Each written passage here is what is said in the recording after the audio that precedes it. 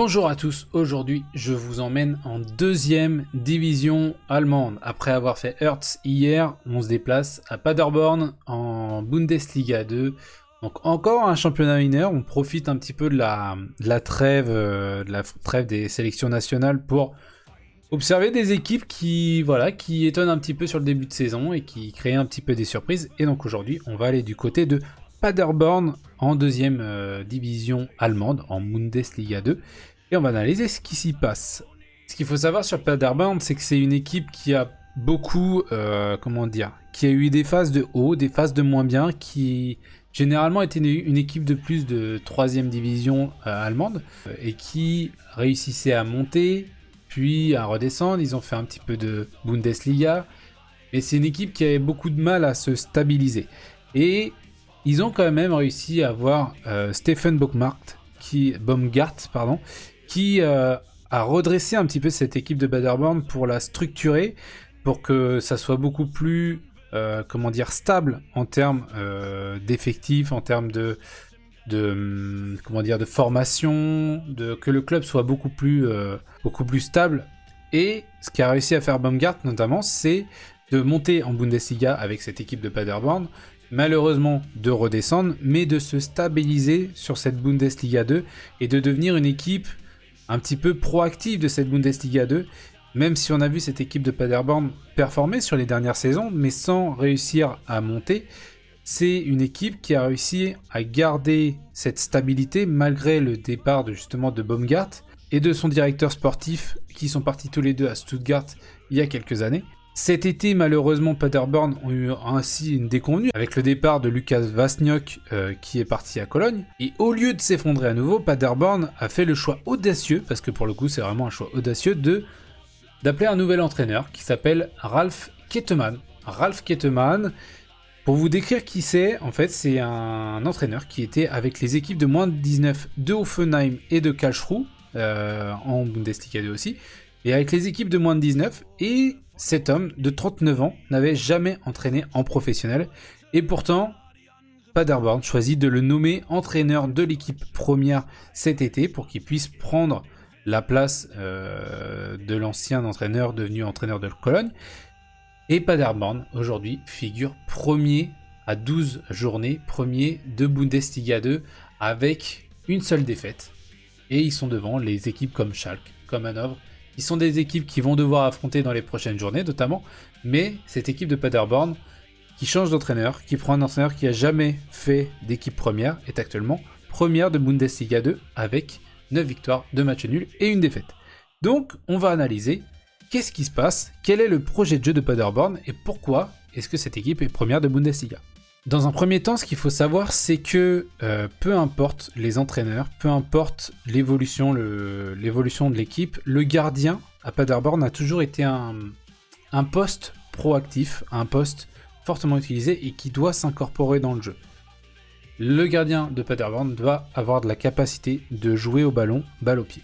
Et donc on peut le voir sur cette situation-là, où on a un gardien qui est impliqué, 2 défenseurs centraux qui sont demandeurs sur les côtés, des latéraux qui sont écartés, bien évidemment, et une sentinelle pour venir donner une solution dans l'axe. Kettemann, évidemment, perpétue cette tradition en initiant le jeu avec de la construction par derrière, avec son gardien. Ce qu'il faut savoir avec Kettemann, c'est que sur le début de saison, il s'aligne en 3-4-2-1, notamment avec l'arrière droit, Lorin Kurda, qui monte très haut sur le terrain, tandis qu'on a un défenseur central droit, Mats Hansen, qui lui se déporte un petit peu sur l'aile, comme on peut le voir juste ici. Cette manière de relancer le ballon crée énormément de triangles entre les joueurs et énormément de combinaisons de passes entre les défenseurs et les latéraux. Kettemann isole ses défenseurs du reste du terrain en faisant monter ses autres joueurs très haut sur le terrain.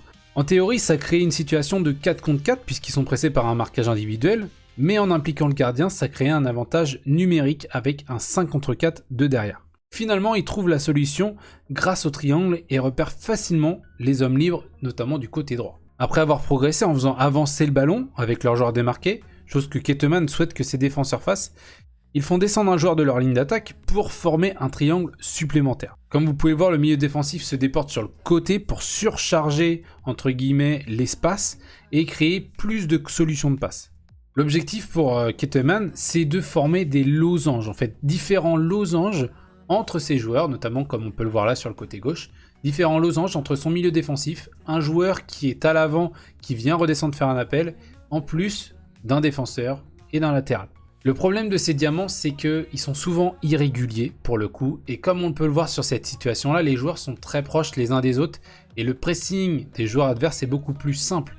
Là, on peut le voir sur la situation où on a énormément de joueurs adverses proches du ballon, proches du pressing, et ce qui demande forcément une qualité technique très importante pour sortir de ce pressing-là et pour aller de l'avant ou même sortir de la densité.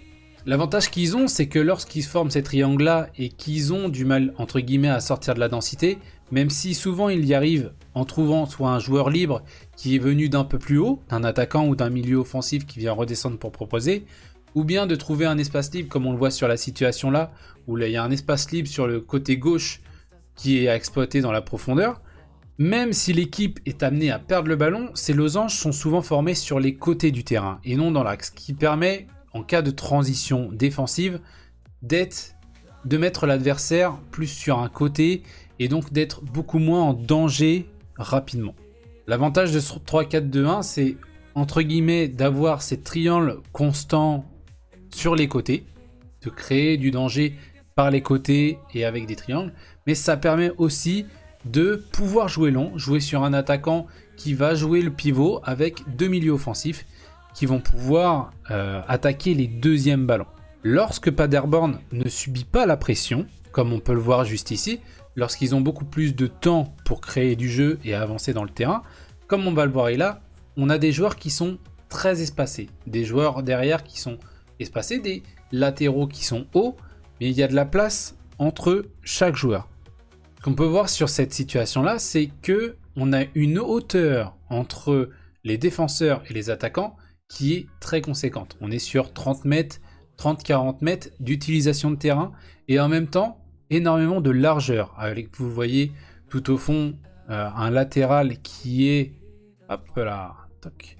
un latéral qui est très loin et un autre latéral qui est collé à la ligne. Donc on écarte en largeur et en profondeur. Et cela permet de créer du mouvement, notamment dans le milieu du terrain, avec, comme vous pouvez le voir, deux milieux centraux qui peuvent permuter, qui peuvent proposer des appels de balles. Et en étant au bon moment et au bon endroit, les schémas de passe se trouvent facilement. Ce qu'on peut voir notamment sur les déplacements aussi des milieux de terrain, c'est qu'on a toujours un joueur qui est proche de la ligne défensive. Pour proposer évidemment une solution, pour être aussi un joueur qui attire des adversaires pour faire monter le pressing et créer des espaces dans son dos, mais aussi un joueur qui est capable de défendre en cas de perte de balle justement sur la relance, ce qui est très intéressant. On a un deuxième milieu de terrain pour le coup qui envoie se permute dans le déplacement avec le milieu défensif, qui lui pour le coup fait des appels dans le dos de la première ligne de pressing, entre les lignes pour créer une passerelle entre les défenseurs et les attaquants. Et si jamais ce pressing est trop fort de la part de l'adversaire, là on voit que c'est du homme pour homme, donc on a 3 attaquants verts qui viennent presser pour 4 défenseurs, mais en situation où ça devient compliqué, ce milieu défensif peut facilement se remettre en position d'un défenseur et d'avoir une ligne de 4 pour créer du jeu et aller chercher des joueurs vers l'avant. Comme on peut le voir juste ici, on voit cette ligne de 4 avec cet avantage numérique.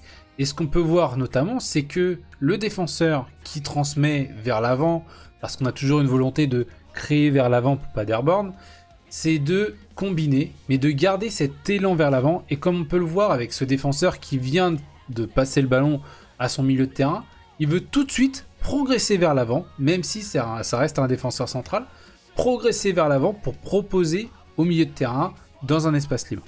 Et cet talent offensif des défenseurs centraux, on va le retrouver aussi dans une autre situation. Je vous le montre juste ici. On a eu juste avant un milieu de terrain qui driblait vers son but, enfin vers plutôt la ligne de 6 mètres, et qui, en reculant, tente une passe dangereuse.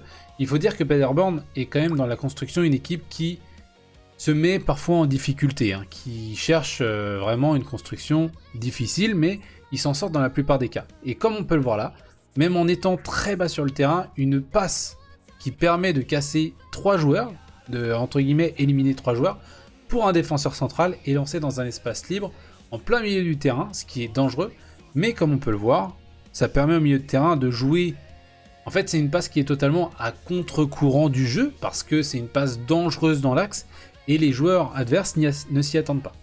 Avec cette solution dans l'axe, qui est entre guillemets inattendue, on voit que Felix Götze, par exemple, qui est actuellement à le ballon, a le temps de contrôler et de transmettre, par exemple, de l'autre côté, et créer un décalage pour ensuite progresser sur le terrain. La volonté de Kettemann, c'est vraiment de se créer des espaces à travers le jeu. Dans le travail défensif, par contre, Paderborn est une équipe plutôt patiente.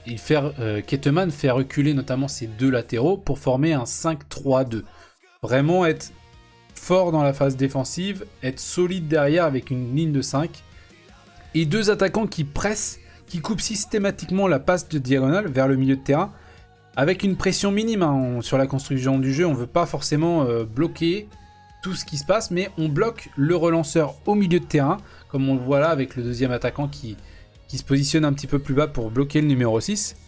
Avec cette ligne de 3 milieux et ces deux attaquants, on voit que Kettemann cherche à garder un dispositif plutôt axial et que leur structure reste intacte. Et les espaces entre les lignes sont souvent défendus par les défenseurs centraux, comme là on peut le voir avec le défenseur central qui monte sur le numéro 10 qui vient décrocher. L'objectif de Kettemann avec ce pressing là, c'est d'amener leurs adversaires à jouer sur l'aile, puis de les presser de tout part à cet endroit. Vraiment, une fois qu'on est sur les ailes, on met un gros pressing. Donc ils les guident sur l'extérieur avec leurs deux attaquants et mettent en place une zone de pressing très claire sur l'aile où le milieu de terrain et le latéral le plus proche défendent vers l'avant et ils exercent une pression forte. Tandis que le milieu de terrain, lui le plus éloigné, couvre l'espace qui est derrière eux. Hop, comme on peut le voir là, dès que le ballon vient sur le côté, on a tout le système qui se met en place de Kettemann.